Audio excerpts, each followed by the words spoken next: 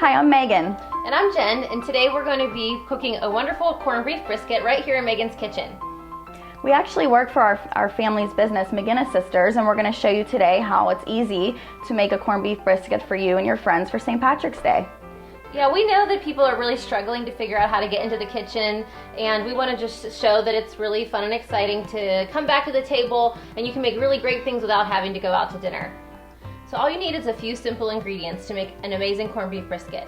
I'd like to start out with a really great pot. This is my Le Creuset Dutch oven that's really versatile, so it's a good piece of equipment to have in the kitchen. Now you would go to the meat department and just ask for a regular corned beef brisket. This one is about 3.5 pounds and they typically range between 3 to 3.5. The corned beef brisket is already marinated, but there's a spice packet inside that's really important so you can get a really wonderful flavor. Now I like to add a can of Guinness to my corned beef just for that extra touch, and it's something that you could get at any 6-pack shop. The vegetables that you're going to use today is a large head of cabbage, 6 to 8 new potatoes. You can also use white potatoes, and as many carrots as you would like to add. And folks always ask us how many people this recipe will feed, and we recommend about 4 to 6 guests, but if you're having a large buffet with other items, it certainly will go a long way. All right, now we're ready to start with the brisket. So I have my corned beef brisket right here, and you do have to rinse off the brine that's already in the package, so I'm just going to cut this package open really quick over the sink, and I'm going to give the brisket a rinse. Now your spice packet's actually in here, so make sure you don't discard it.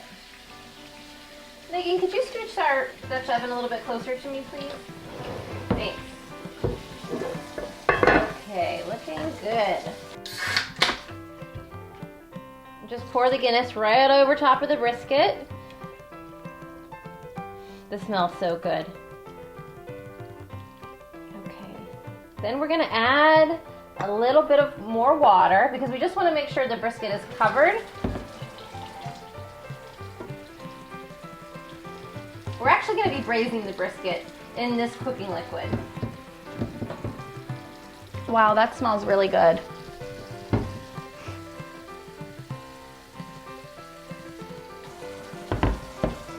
Okay, now I'm going to put it on the stove and get ready to boil. So as we're getting ready for the brisket to boil, I'm going to go ahead and add the spice packet. You're going to want to let the brisket come up to a boil slowly, and then we're going to use a slotted spoon to skim off of any of the excess foam that might be coming up from the beer.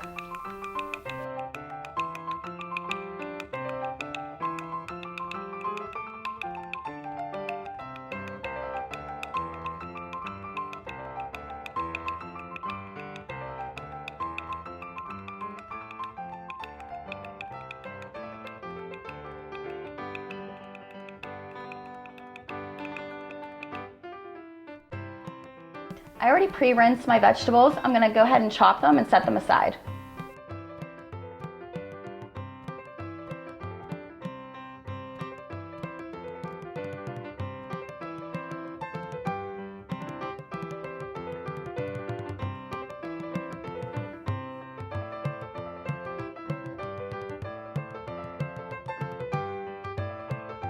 After our corned beef simmered for about 3.5 hours, we took it out and placed it underneath this foil tent to rest.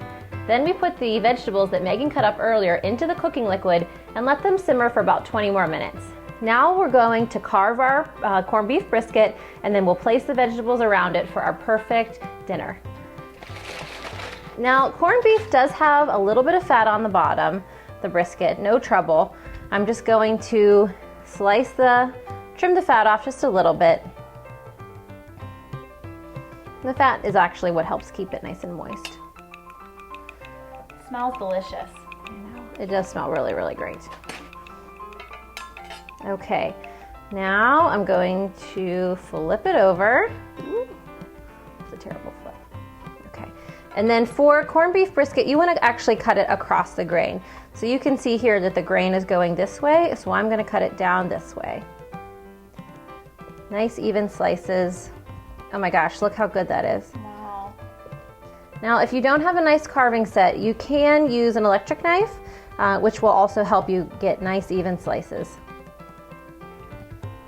Since this is going to be for a dinner meal, I'm actually just going to cut the whole thing down. But if you weren't gonna serve your whole family, you could cut this down and later on make corned beef and hash.